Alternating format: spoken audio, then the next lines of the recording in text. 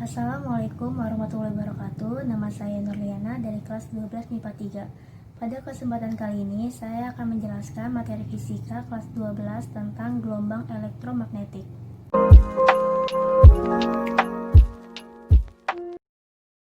Untuk mempelajari gelombang elektromagnetik, terdapat beberapa konsep yang harus dipahami, yaitu perubahan medan listrik menimbulkan medan magnet. Begitu juga perubahan medan magnet menimbulkan medan listrik. Bisa dilihat pada gambar, warna merah itu medan listrik, yang warna biru itu medan magnet. Jadi, medan listrik dan medan magnet itu saling tegak lurus. Medan magnet dan medan listrik tegak lurus dengan arah rambatan. Besar medan magnet dan besar medan listrik itu berubah-ubah. Cepat rambat gelombang elektromagnetik berdasarkan perhitungan Maxwell sebesar 311 juta meter per sekon. Beda lagi nih perhitungannya dengan yang dicari oleh Fizeau sebesar 315 juta meter per sekon. Dan berdasarkan perhitungan Jennings sebesar 299.792.458,6 meter per sekon. Dan akhirnya cepat rambat gelombang elektromagnetik itu ditetapkan sebesar 300 juta atau 3 kali 10 pangkat 8 meter per sekon.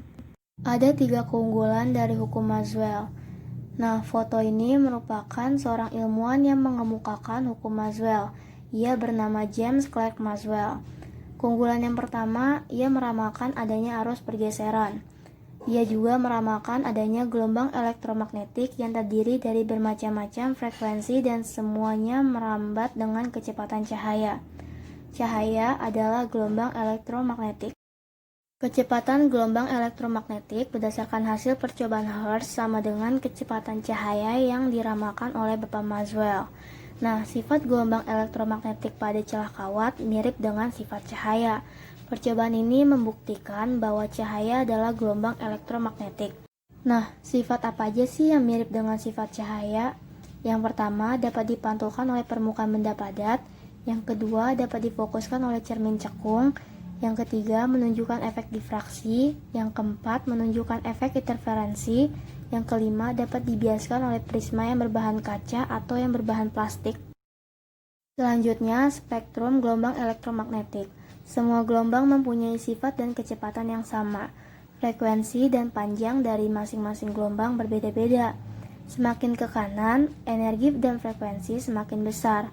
Semakin ke kiri, panjang gelombang semakin besar. Nah, bisa dilihat pada gambar, sinar gamma memiliki energi dan frekuensi paling besar, tetapi sinar gamma memiliki panjang gelombang yang paling kecil. Sifat gelombang elektromagnetik, yang pertama, tidak memerlukan medium untuk merambat. Yang kedua, termasuk gelombang transversal. Yang ketiga, tidak membawa massa tapi membawa energi. Yang keempat, energi yang dibawa sebanding dengan besar frekuensi gelombang. Yang kelima, medan listrik dan medan magnet selalu tegak lurus dan sefase, serta memiliki momentum. Yang pertama ada sinar gamma. Sinar gamma terbentuk karena ledakan bintang atau bisa juga karena ledakan bom nuklir atau bahan radioaktif atau gelembung energi di pusat galaksi atau bintang yang terhisap oleh black hole. Sinar gamma juga memiliki manfaat loh. Yang pertama untuk membunuh bakteri dan sel kanker atau tumor. Yang kedua mensterilkan makanan atau minuman. Yang ketiga mensterilkan peralatan dokter sebelum operasi. Selain bermanfaat, sinar gamma juga berbahaya karena dapat merusak satelit dan atmosfer dan menimbulkan kematian besar apabila terjadi perang nuklir. Yang kedua ada sinar X. Sinar X terbentuk karena proses eksitasi elektron yang bergantung seberapa besar energi yang diberikan, sehingga perlu untuk mempercepat elektron. Pasti udah pada tahu kan apa aja manfaat dari sinar X?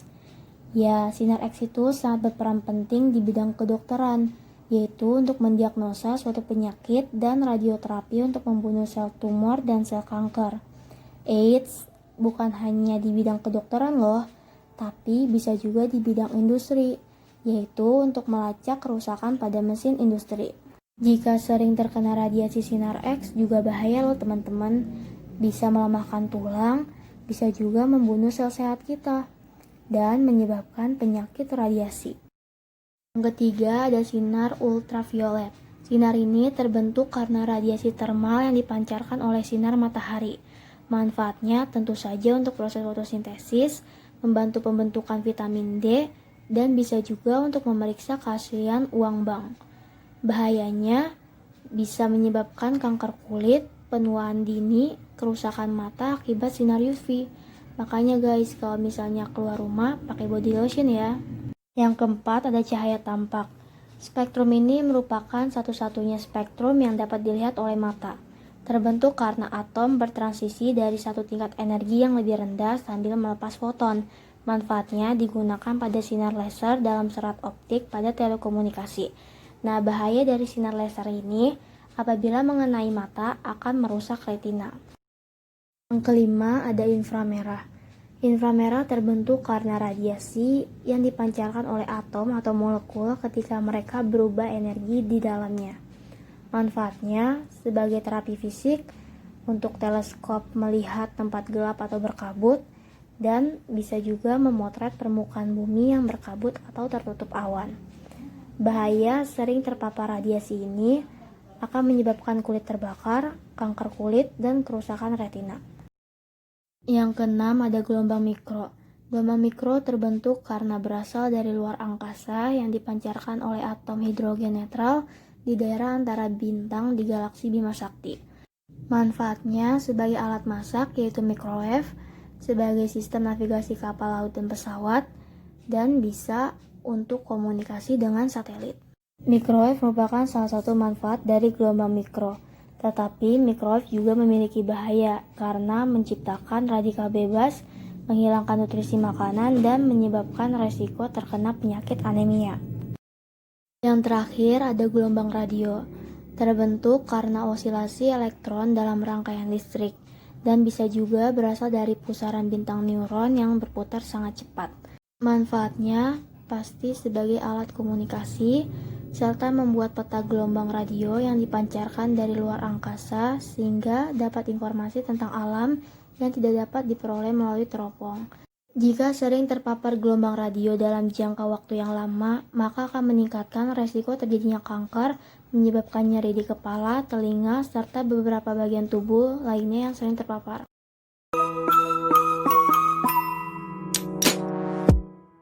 Nah, sekarang kita masuk di perhitungan gelombang elektromagnetik.